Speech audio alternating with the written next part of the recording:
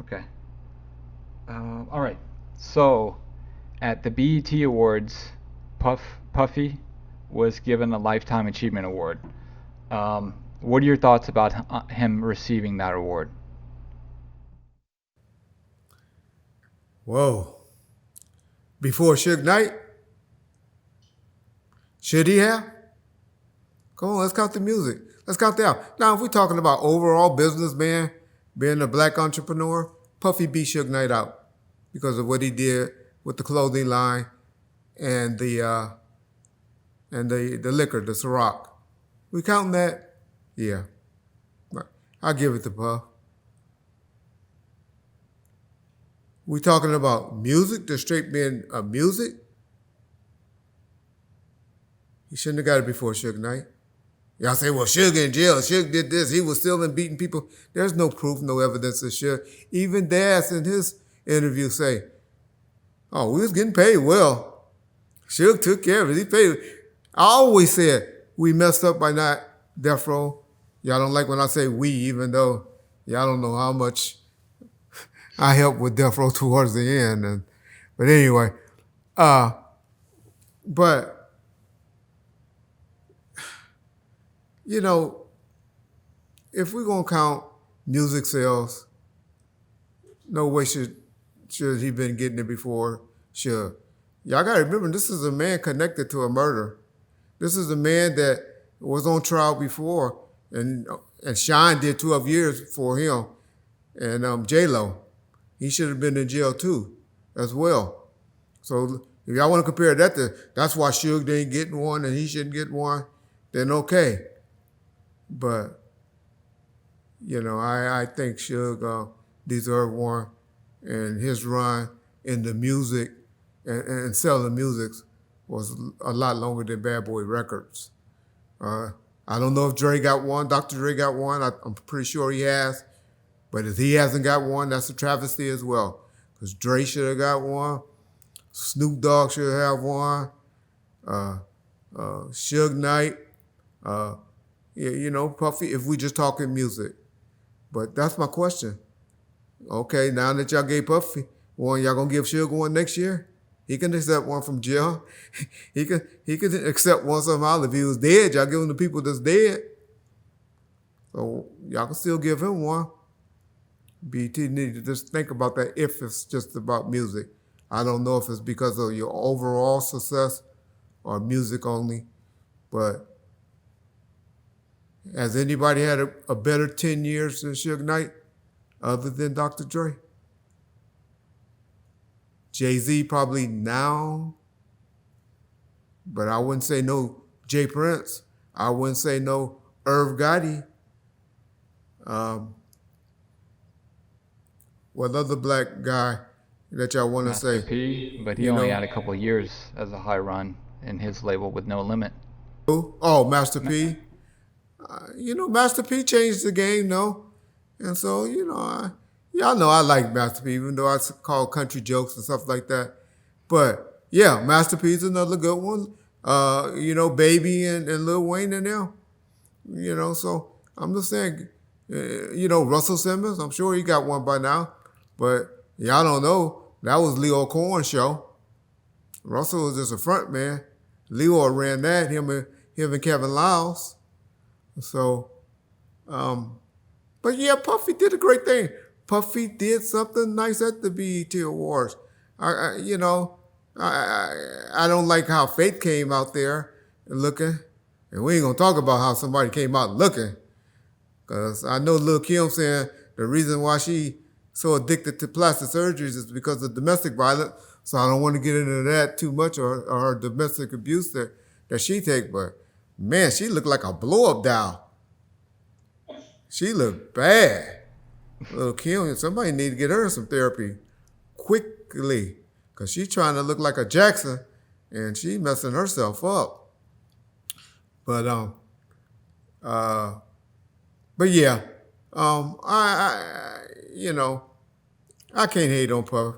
I just gotta say we gotta remember what he did when we want to compare it to Suge Knight and what Suge Knight did, which showing And we get into a little later, if Suge might have took that case to court, he might have got a fighting chance. We know what the jury civilly said, but we'll get into that later. Yeah. What do you think about, because he brought Shine back out, do you think it's odd that people accepted Shine when he sounded like Biggie, but they didn't accept artists like Top Dog or The Realest who sounded like other artists? Yeah, that's unfortunate, huh?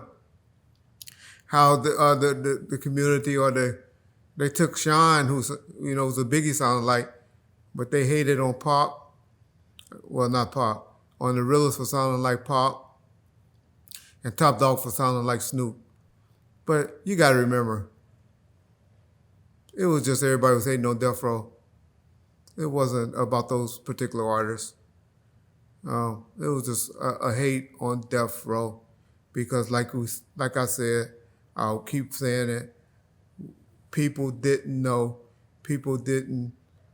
We didn't put it out there publicly enough that it was all good with the estate of Feeney, Suge, Death Row, and that was a lack of being knowledgeable, PR savvy enough to market that correctly, and we dropped the ball there.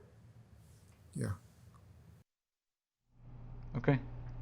Yeah, I always thought that was one of the main things, was people thinking that Tupac was done wrong, and then people getting the misconception that all the artists were leaving.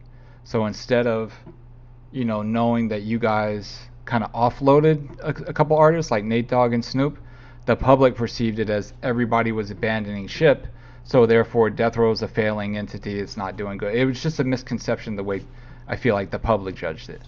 Yeah, and that's unfortunate, because I heard Rage do an interview recently and said that she felt that her album was mishandled and misdropped. Rage mishandled and dropped her own career because she couldn't write. She couldn't write, and she didn't allow anyone to get in the studio and write for her. And right after Afro Puff, because she was set up tremendously to come out after that, but she had a hard time writing, and she wanted to write stuff herself. But that was happening with Rage. Daz stuck around, even though he tried to claim he stole all the reels. We didn't own. We was out of Can-Am. So what studio was he at with all these reels sitting there? This show you how that Sherm had to set up and be lying, where he had access to half the studio. Okay, Daz, why was I able to put out a Dog Pound 2002 album with red paws on it if you stole and took all your music back? Why was I able to put out a Dead Man Walking album on Snoop in 2001? Huh? Who stole all? Why you didn't steal that music, Daz?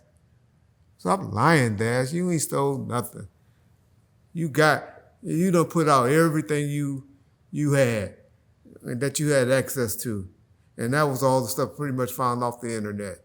You ain't stole nothing. Everything was stored at the Pacific Archives. All I allowed Daz to get access to were 1 or 2 reels at a time to work on. We didn't trust Daz like that. We knew what we was dealing with. We didn't trust none of them like that ever. None of them. Nobody.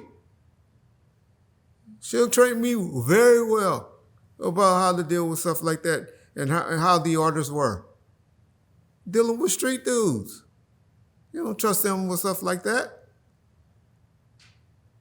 But, yeah, you smarter than us. You smarter. Who got us was white boys at Pacific Archives. That's who got us. What was the name of the security guard that got shot protecting Snoop Dogg? And then whoever knows the answer to that, leave it in the comments, and you'll get this Tupac t-shirt that you see on the screen. So just leave a comment with your answer, and we'll pick a winner and send it right out to you.